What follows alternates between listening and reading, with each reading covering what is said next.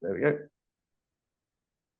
So I've now started recording, or if you do anything silly, pick your nose, type something silly, you'll be forever recorded and shared with our many partners across the world with the link. So please be aware that everyone is now going to be shared around everyone on the list as well. If you have to leave, no problem. Watch again at a later stage. Like I say, you'll receive the link in an email from me.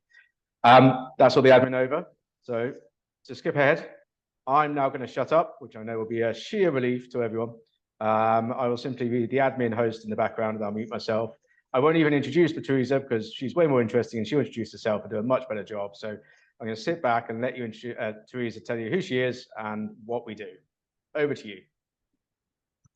Hello, everyone.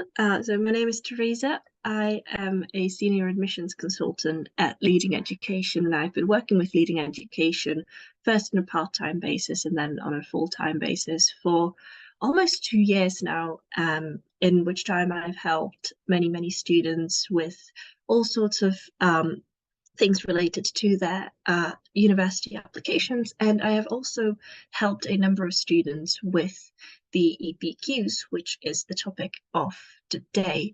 I've graduated with a bachelor's from University of Oxford. I studied philosophy, politics, and economics, and I have then went on to pursue a master's in data science as well. So I've got a little bit of a mixture of humanities and just a bit of STEM in there in my education history. But now let's have a look at what the EPQs are and what we can offer your students. Next slide, please.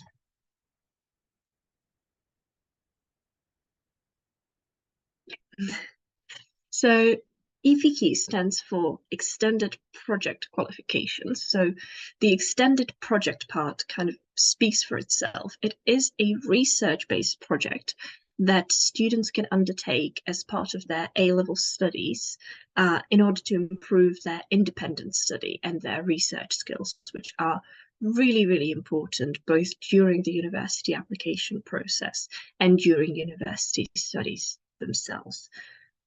What students can also gain from the EPQ, apart from these invaluable skills, are UCAS points. When they're making their applications, the more points they have, the better for them. They can get up to 28 UCAS points, which is half an A level if they receive an A star in their EPQ.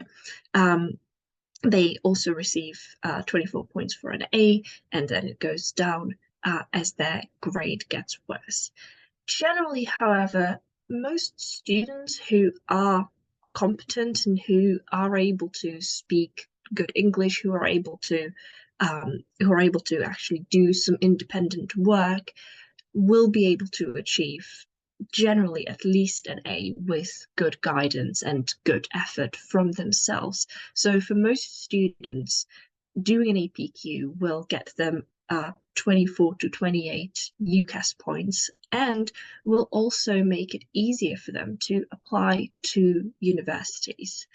In terms of what the universities themselves say about the EPQ, you can see a few snippets from their websites on the right-hand side. So University of Oxford say, where applicants have undertaken the extended project, the university will not make this a condition for an offer, but recognizes that it provides an applicant with the opportunity to develop research and academic skills relevant for study at Oxford. So for Oxford, for example, they won't make the students' offer any easier, but they will put some value on it. If the student has done an EPQ, they will recognize that it has incredible value, that the student, just by doing the EPQ, is now much more prepared to study at university, specifically at a university like Oxford, which is a very demanding study, which requires a lot of independent work and lots of research skills. Cambridge say similar. We welcome the introduction of the extended project and would encourage you to undertake one, as it will help you develop independent study and research skills and ease the transition from school, college to higher education. Similar with Cambridge, they do not produce their offers for an EPQ, but again, as you can see here, they really recognize the EPQ as something that makes the student much better prepared for higher education. Some other universities will, however, actually reduce their offer if a student has at least an A in an EPQ. For example, normally they would ask for an A star AA. If the student also has an A in an EPQ, they will reduce the offer to 3 A's only. Some other university testimonials here from University College London. The extended project qualification is a positive addition to your education. It is of immense personal value and can provide support to your personal statement. So a lot of students will also get to write about the extended project qualifications in their personal statements, where they will get to discuss their research topic in a little bit more depth. They will be able to provide the universities with evidence of critical thinking, which is really, really important in the personal statement. And they will already have essentially started the work for their personal statement with the EPQ. Usually we recommend that for the personal statement, each student explores about 3 areas of depth, which means they have to do some reading, they have to do some research and a lot of thinking in order to prepare for the writing of the personal statement. If they have done an EPQ, they are already 1/3 of the way there if they choose to write one of their paragraphs on their EPQ experience and on the research topic that they have selected for the EPQ. Finally, just one last testimonial from the University of Manchester. The university recognises the benefits of the extended project qualification and the opportunities it provides for applicants to develop independent study and research skills. Almost all university websites where you will visit them will tell you how great the EPQ is and how they encourage students to undertake one. Next slide, please. The independent study skills aren't the only skills that students can and are supposed to gain from an EPQ. The EPQ has a number of goals that it sets out to achieve for the students who undertake it. The first one, as I have mentioned, is independent learning. It does actually require many hours of independent study. Usually they say about 60 hours, but it really depends on how much work the student is willing and able to put into the project, and how much time they have to spend on it in order to make it good, how much research they have to do. Some students might change their topics throughout, so that might add some hours to the learning process, but generally the 60 hours is what they say that a student should spend on an EPQ. Another skill that students will gain are research skills. They are required to identify resources on their own. So they get some help from tutors like myself, but it will equip them with the skills to go and search for resources and select their resources, identify which are relevant, which are useful, and also which are reliable, which is another very, very important thing to learn. A lot of students will be relying on things like Wikipedia to begin with, which is not precisely a reliable resource. So the EPQ will teach them where to look for reliable resources and how to recognize them, how to be able to justify that a resource is something they can use and something they can trust. Another thing that they will learn is planning. As it is an independent project, they will have to plan their own time, and it is actually something they will get graded on as well, how well they plan their time, how well they manage their time. Again, something incredibly valuable for university studies. And if a student undertakes an EPQ, they already make that step towards that transition to university. Next up is academic writing. Again, super, super valuable skill, both for university personal statement, but also for if they're applying to Oxford or Cambridge, as preparation for some of the admissions tests, which require essay writing. The more the student writes academic work, the better they become at it. And the EPQ is a substantial academic work where they will be writing an entire thesis in an academic style. They will also learn a proper referencing style, again, something hugely invaluable to the application process and to their future studies. Critical thinking skills are another goal of the EPQ, where the students are always required to explore the topic from different angles, already giving them that head start in critical thinking, learning how to think about things in different ways, which again for Oxbridge hugely valuable in the application process when it comes to interviews, when it comes to some of the admissions tests. But even for students who aren't aiming for Oxbridge, critical thinking is something they want to develop and a skill that they will want to be showcasing on their personal statement. They will want to be able to talk about different arguments that they have read about and say, this is what I think, and this is why I think that that's the case, which is, in short, what the EPQ is asking them to do about their research topic. And finally, presentation and communication skills. The students will get to discuss their idea with the tutor and also present their findings at the end of the project. So it will massively improve their ability to communicate and to talk about the topic and to argue about a topic, as well as actually give a presentation on their entire project. A lot of the students that I have had in the past have started being fairly shy and not really that great at communicating, and by the end of the hours that we have had together, they have become much better and much more comfortable and actually talking to me about their topic, making arguments, and their presentations were largely very positive and really nicely done. They have been able to hold their own during that 10-minute presentation at the end of the project. Next, please. Now, I said that the EPQ is an independent research project, and I've mentioned the word thesis, which is something that the students can do during the EPQ, but it's not the only type of projects that they can do. The EPQ offers 4 different units, so 4 different types of projects that students can undertake. The most commonly taken, and the one that I will largely be talking about today, is a dissertation. It's essentially a university-style thesis where the learners have to plan, research, analyze the information, and then write a report of suggested 5,000 to 6,000 words.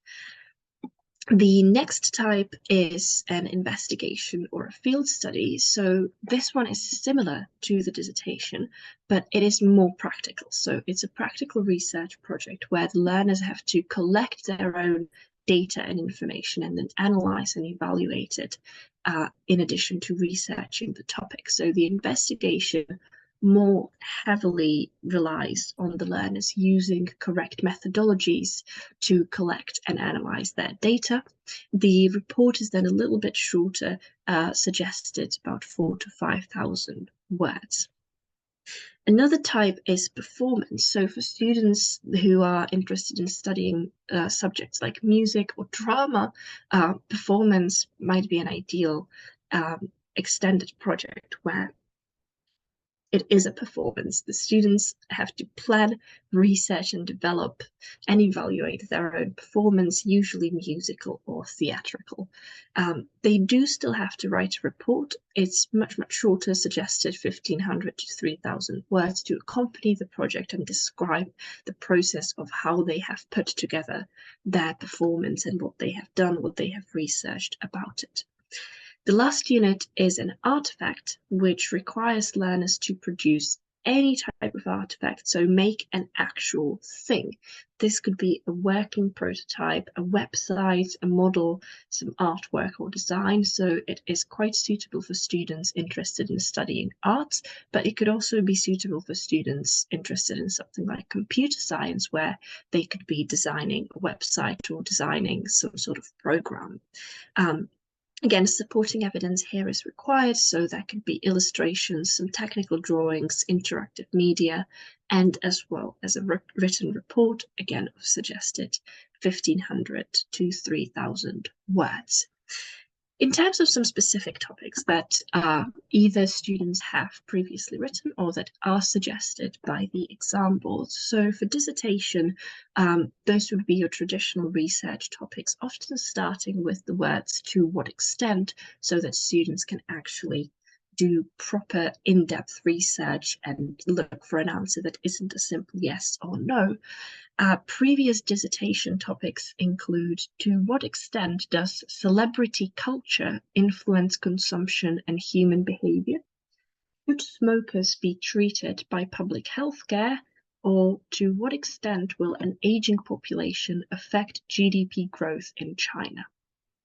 For investigation or field study, the questions often lead to some testable hypotheses so that the students can actually collect data in order to figure out what the answer is. So some suggestions here are: is there an age group when social networking is most prolific?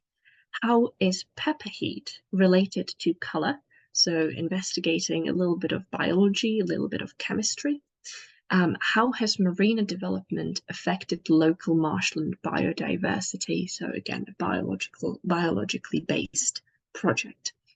For a performance or artifact, usually the titles come in the form of a brief, so the students think about who might commission the work that they're doing and what the goals of it might be.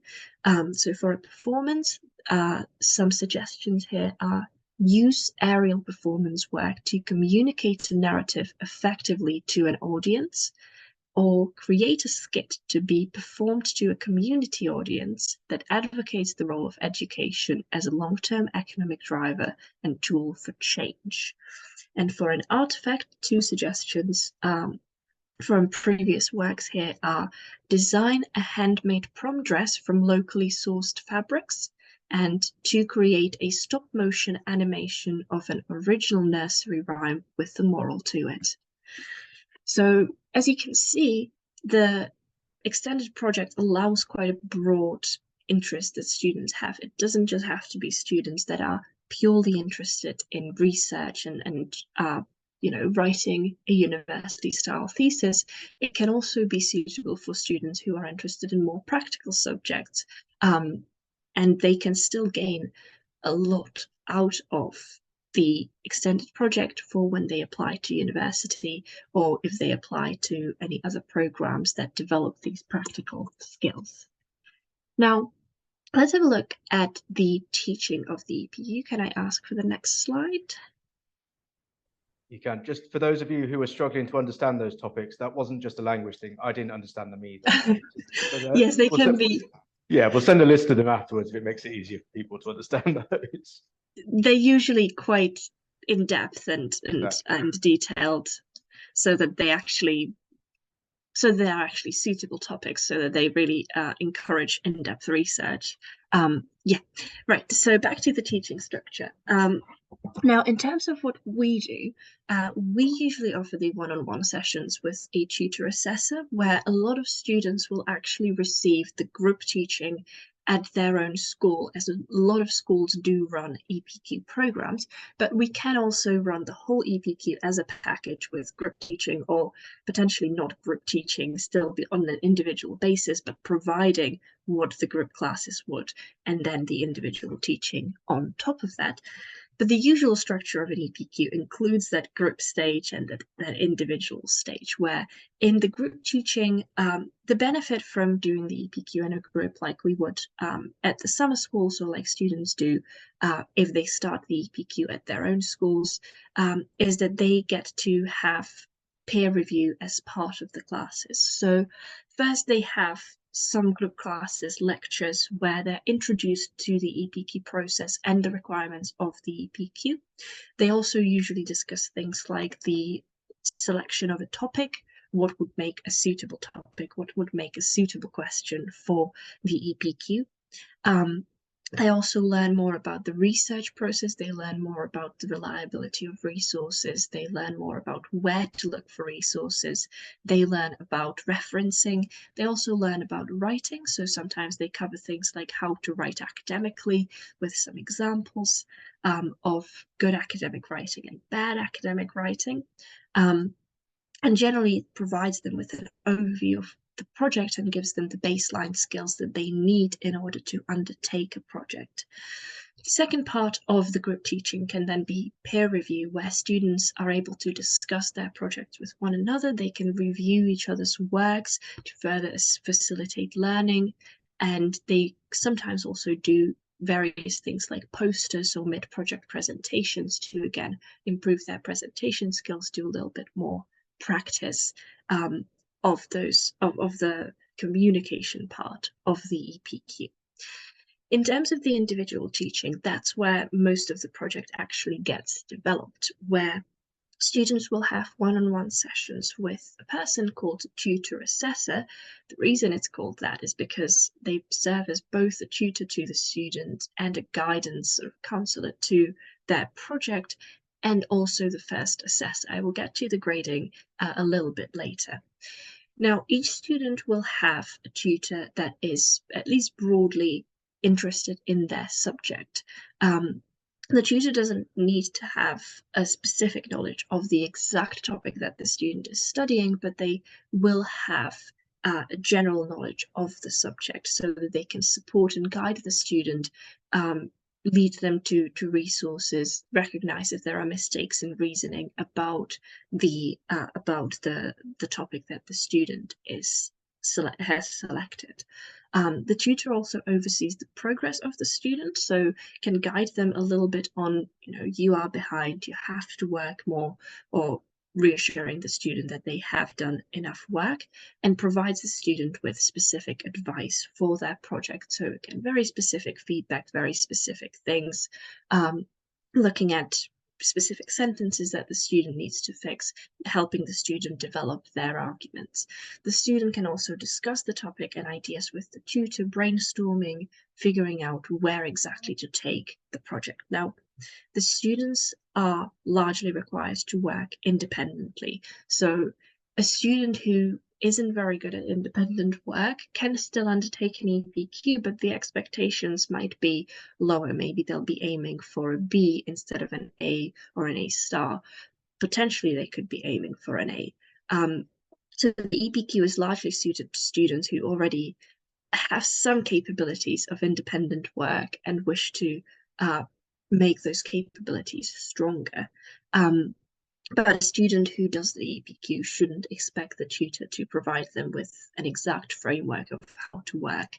That's the student's responsibility, and the tutor is there to guide that independent work and to check on how the student is doing. The tutor can, however, advise the students on points of improvement and help suggest different solutions to the problems that the students encounter. So the students can rely in some way on their tutor's help and can ask for help when they need it.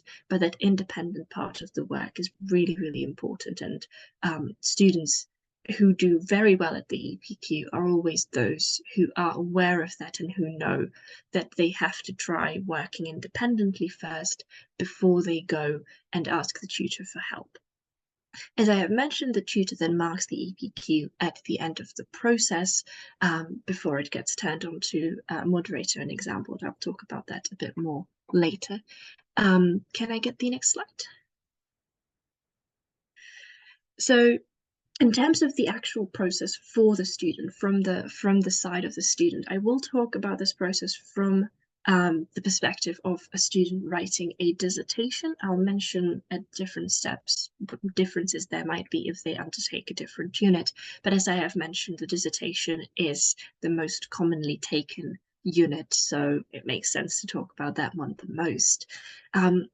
So first off, they start with those group classes, oftentimes at their school, where they really just start by learning background information about the EPQ, learning a bit about the research skills and things like what makes a good EPQ title. Usually for the students who who do their EPQ at the school, this might be where they actually decide whether to do the EPQ, and they start thinking about the topic. So the group classes provide them with a framework, give them an idea of what the EPQ is, and prompt them to start their own research. Most students will do preliminary research before they meet their tutor assessor, not only because they actually have to select the subject and the topic, and then a suitable tutor assessor can be selected, but also because, as I have said, lots of the students doing EPQ are quite independent and proactive. So as soon as a student has an idea for a topic, they should start researching, they should start looking into it, not waiting to meet the tutor assessor. So the next step is then choosing that research topic, where students will do that preliminary research in order to identify topics that are suitable and topics that they are interested in. Some students will select their title before the one-on-one sessions start. Some will come into those sessions with a bunch of ideas that they think might work for an EPQ, but maybe they're not sure entirely how to refine the topic into a suitable question.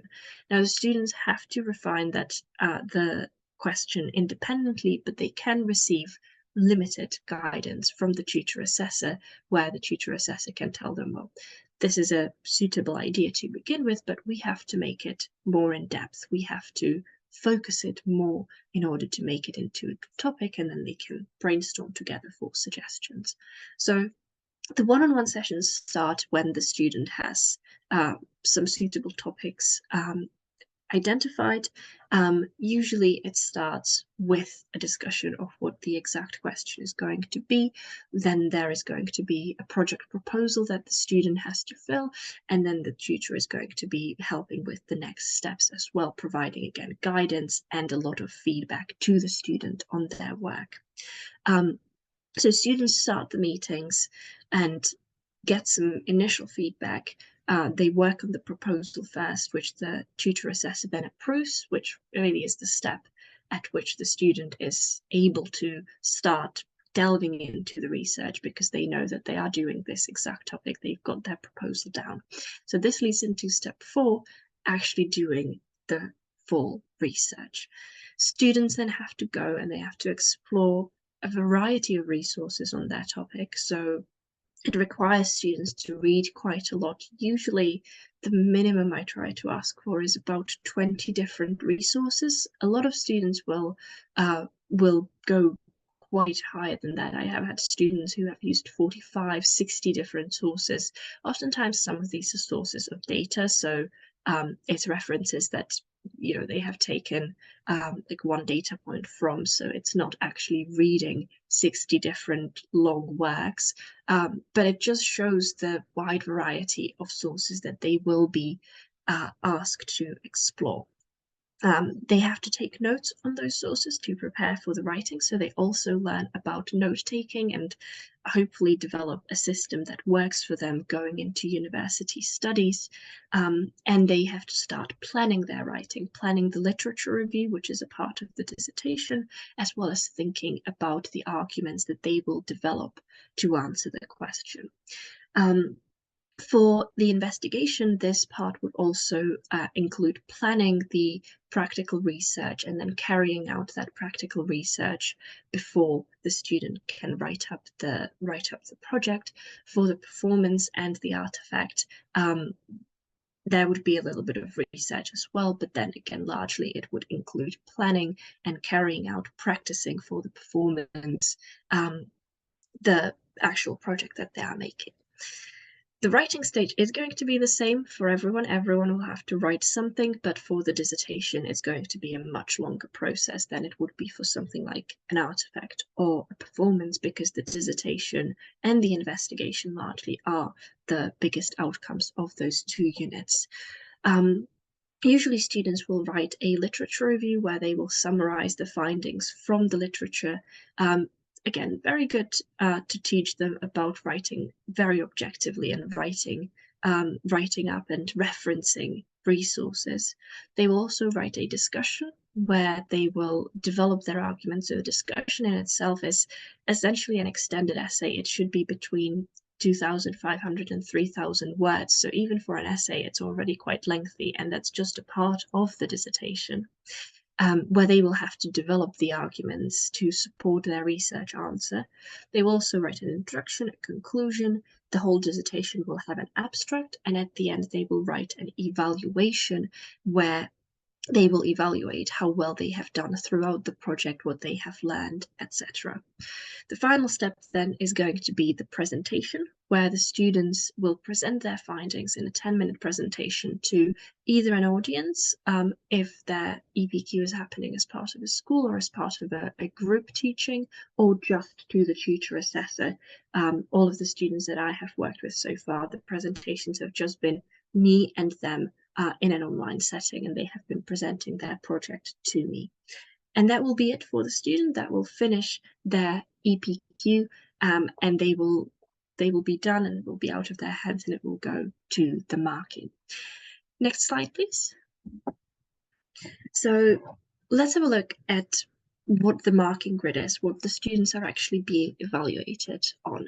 It follows quite closely the different EPQ stages, and is roughly divided into 4 sections: manage, use resources, develop and realize, and review. The manage section is largely evaluating the student on the beginning of the project. So how they have identified that topic, if it was independent enough, whether their question is actually suitable.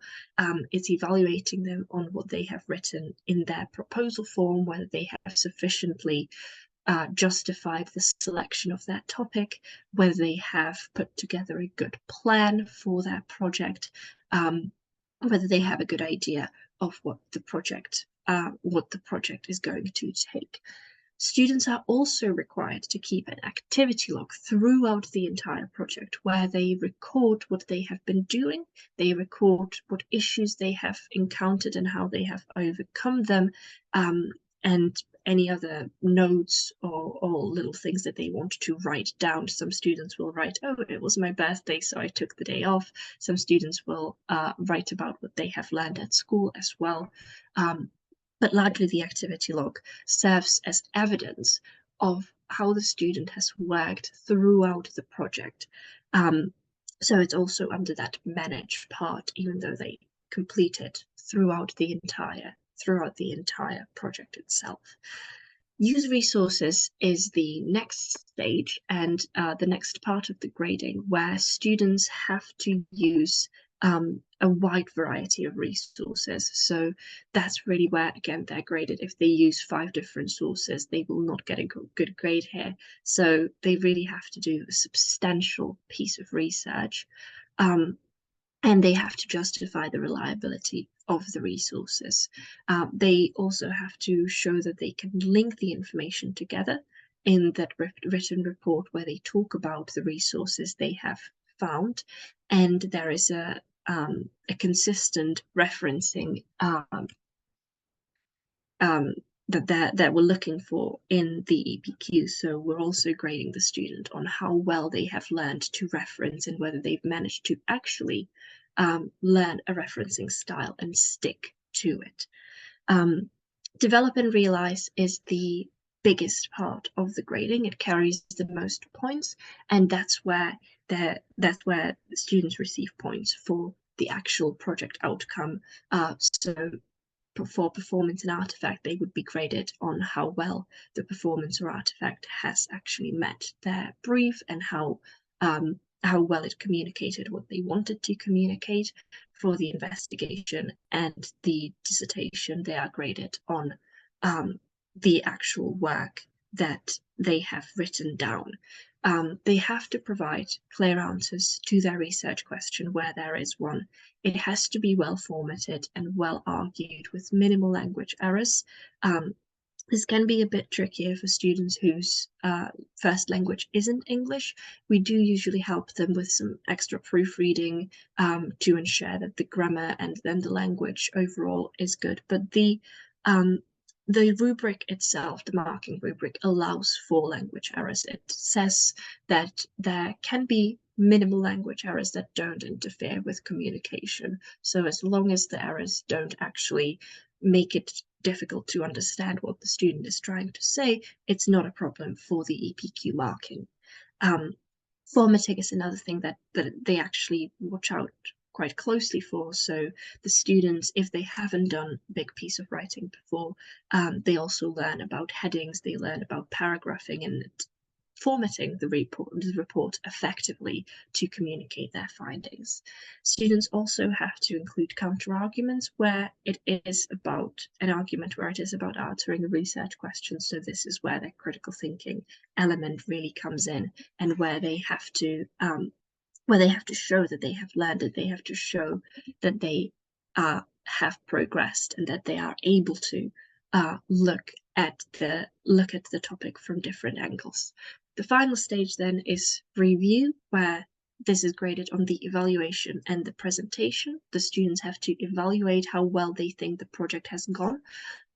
Here is actually quite important to show that the student is aware of any mistakes that they have made. So a student can get an A star very easily, even if their dissertation or investigation is of like an A level, if they have done well in the review, if they have done well in managing their project.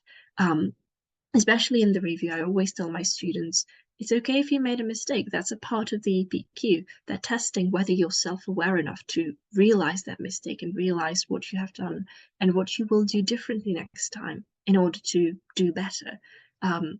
So students shouldn't be afraid of making a mistake. It's a very long project. It takes a lot of work, and there will be mistakes. And it can actually help them get good marks if they then identify the mistake and say, this is what I've done wrong this time around. And next time when I do research projects like this, I'm going to do better. And this is what I'm going to do to make sure I don't make the same mistake. The students also do the presentation, and they have to present the findings effectively. So they learn a little bit about how to construct a good presentation for either the audience of one, the tutor assessor, or for a class. They have to engage the audience, and they have to answer questions about their project at the end. Again, if it's in a group setting, usually there will be other students as well. They can ask questions. If it's in just the tutor assessor setting, I would be the one, or their tutor assessor would be the one asking questions about the project or about how they have found it, whether they would recommend it to their peers. Next slide, please. Right, so the EPQ marking process. There are actually different exam boards that offer the EPQ.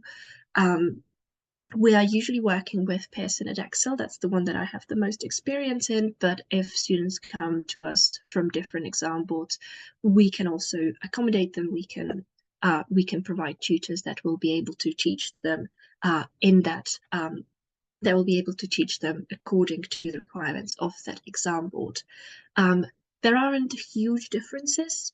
The marking rubrics that you've seen on the previous slide are largely the same, but there can be slight differences in terms of what exactly the student is required to do, what exact wording there is on the marking documents, and how the whole project is structured in terms of whether they fill multiple documents or whether it's all in one document to accompany the project.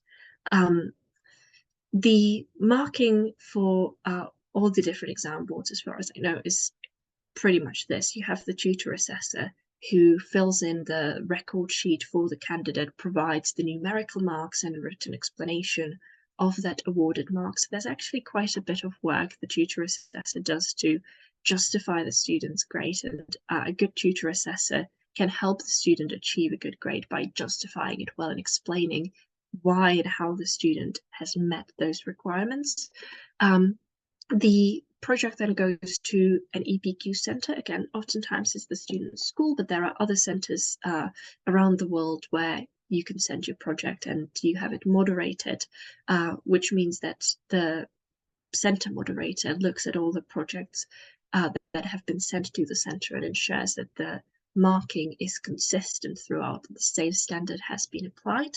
And then finally, it goes into the exam board themselves, who review those moderated marks and award the final grade to the project. So the whole project is essentially triple marked by the tutor assessor, then the center moderator, and then the exam board. But it's the tutor assessor who does the most work, who's most familiar with the students' actual work throughout the project. All right, that's it from me. Thank you. Thanks, Teresa. Let me just get through the slides there and on to the next one. So if you thought that was detailed, you should see Teresa's training document of 80 slides for the tutors. It just sort of goes to show the amount of work that obviously goes into these projects. And as I said, Teresa's one of the experts now after all the students she's worked with. I think I'm right in saying they pretty much all get A's and A stars, right? I'm sure you mentioned that earlier. So pretty much guaranteed top grades. And just another thing in general, Teresa is obviously employed by us. She doesn't work for anyone else, exclusively ours. So great asset to have in the company. So that's all the academic stuff. And obviously that went all over my head. I didn't understand any of the titles or the topics, as I say. But now I'll try and translate it into the business side of things. So about 5 minutes of very soft selling. If you've attended previous webinars, you might have heard it before. But basically, there are a couple of ways that we can help your students. The first one is online, obviously, because that's how we do most of our business with online tuition. And as Teresa said, we work with a lot of schools offering sort of boosters or top-ups around their group classes. If you have a student studying it and just wants an extra 5 hours, 10 hours for a couple of reviews, absolutely fine. We can package that up for you. And if it's being run centrally by the school, just that additional support is very easy to provide from our side. However, again, as Teresa mentioned, we can do the full service. If you have a group, great, but actually what we probably would more focus on is the 20 hours of one-to-one, which would be the equivalent of the groups and everything like that. And as you can see, that's packaged up for you. There's a flat price there, which sort of accounts for the 20 hours, plus a little bit extra for us to submit and put it through our own exam center contacts. So if the school wants to put it, if they're at a school, they have an exam board and want to put it through the school, that's absolutely fine. But we would generally do it ourselves, and we can assist with that. So we can do a completely from scratch 20-hour flat package online any time of the year.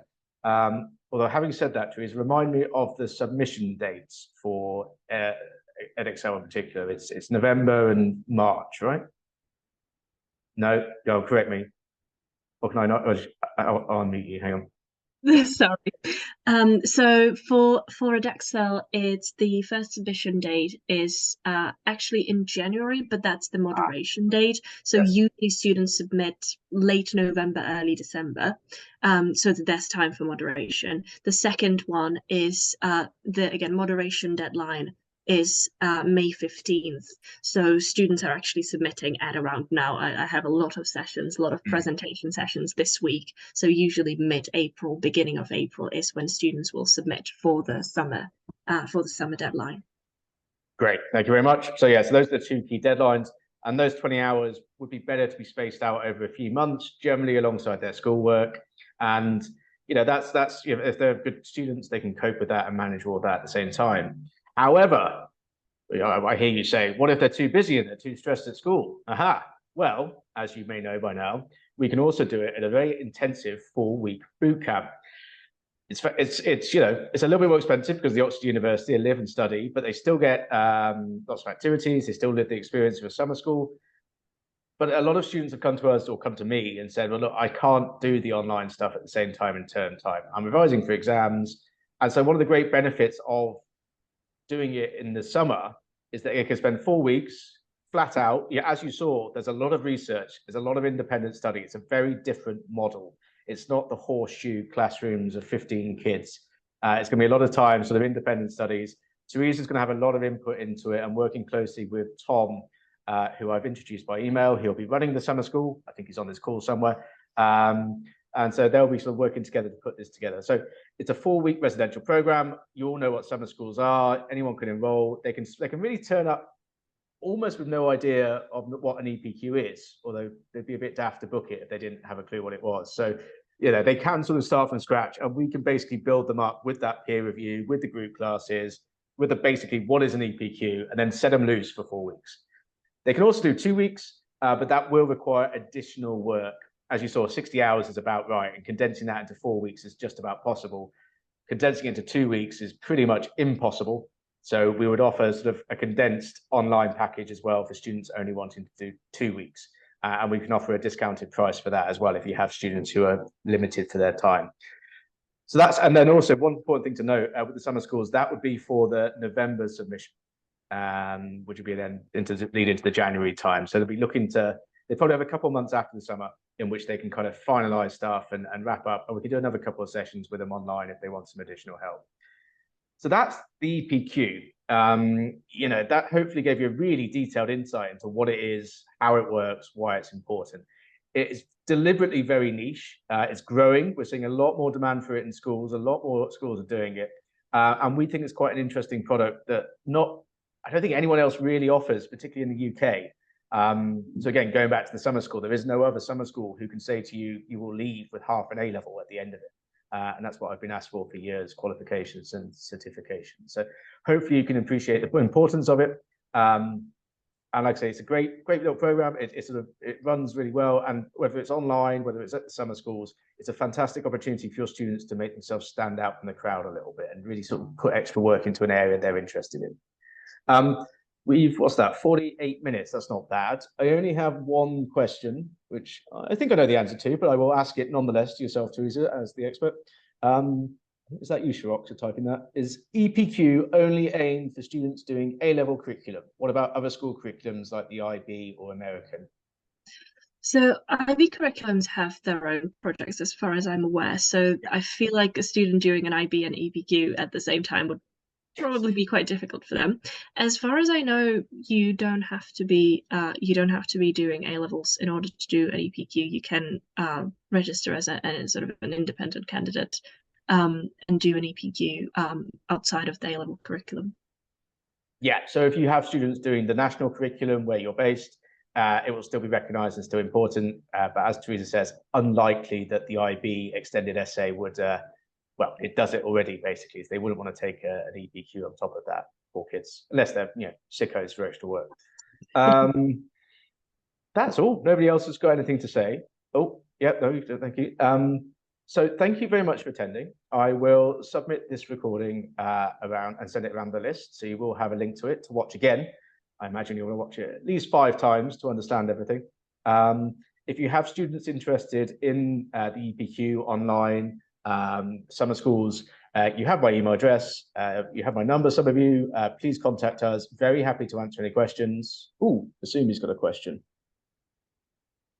If the student's native language isn't English, what sort of English proficiency would you expect to start the course? I'd say C1 in the CEFR. It requires a lot of reading. It requires a lot of writing. I have had students whose English was not quite of the level that I would have liked them to be. I mean, I have a few students right now. I'm hoping that they're going to get A's. They have done a lot of good work, but the student is going to have to put a lot more work into it. It's going to take them much longer to do all the reading if they're not on that C1 level. Yeah, generally if they're B2, they might be able to do it, but it's going to be very difficult, and A star is not happening. A might still be quite tough for them to get. So I'd advise C1 minimal. And for the tutor, it's also much more difficult to work with students, especially if they're very bright, but they just don't have the language skills, because you want them to do well, but it just doesn't work as well with a project that is so extensive and requires so much independent work. If the students' English isn't good enough. If their reading is very good, their writing is quite good, and maybe they struggle with speaking, that's something that can be dealt with. The presentation can be practiced. So that's definitely possible if they're like C1 in speaking. In reading and writing, and maybe just speaking and listening doesn't work as well for them. I'd say that's okay. That can be worked with. But otherwise, a minimum C1, I'd say for the extended project. Yeah, I mean, when I get similar questions about the summer schools, I say it's pretty much self-selective. You know, if they're not capable of applying directly to a UK university through UCAS, you know, that they won't be able to cope with an EPQ effectively. So it's kind of self-selective, but C1's exactly right, about the right level. That's it, I think. So I think we'll wrap up there. Just a quick notice that we will be running another one of these webinars in the next 2 to 3 weeks. Again, it'll be very product specific, and I think we'll focus on applications for medicine to UK universities, because I know that's one of the most popular subjects, and I think it could be some really interesting insights. So once again, it won't be me, it will be an expert, someone who actually knows what they're talking about, and I'll send a date round for that very soon, along with the recording for this. So just to wrap up, saying thank you very much, Teresa, for all the hard work in putting this together, and congratulations on all the students who you've guided so far. Here's to many more, hopefully from the people watching this. And thank you all very much for attending. It's been a pleasure. Hope you all had a lovely Easter and enjoy the rest of your weeks. Hopefully speak to you all soon. Goodbye.